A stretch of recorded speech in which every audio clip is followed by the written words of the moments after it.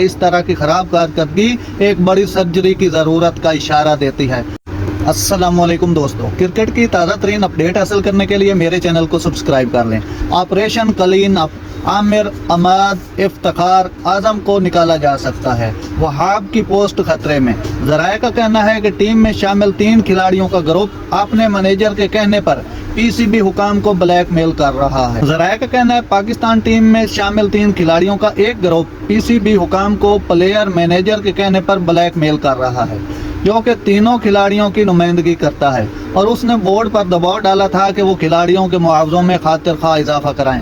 मरकजी मुआहदा ज़राए ने मजीद बताया, कौमी टीम में तब्दीलियां कप्तान Babar Azam, head coach Gary Kirsten, senior manager Riaz और असिस्टेंट कोच अजहर महमूद की रिपोर्ट की बुनियाद पर होंगी। मजीद बरआं साबिक डायरेक्टर मोहम्मद हफीज की रिपोर्ट का भी जायजा लिया जाएगा, जो उससे कबल खिलाड़ियों पर ग्रुप बंदी और कारकर्दगी पर पैसे को तरजीह देने का इल्ज़ाम लगा चुके हैं। ज़राए के मुताबिक खिलाड़ियों और सिलेक्शन कमेटी के अरकान को T20 वर्ल्ड कप 2024 की कारकर्दगी और मेगा इवेंट से कबल होने वाली सीरीज के बाद घर भेज दिया जाएगा। ये पेशरफ्त पीसीबी के चेयरमैन मोहसिन नकवी भारत के खिलाफ शिकस्त के बाद ग्रीन शर्ट में मायूसी का इजहार करने के एक दिन बाद सामने आई है, और कहा था कि इस तरह की खराब कारकर्दगी एक बड़ी सर्जरी की ज़रूरत का इशारा देती है। नाज़रीन, ऐसी बर वक्त खबरें सुनने के लिए मेरे चैनल को सब्सक्राइब कर लें। अल्लाह हाफिज़।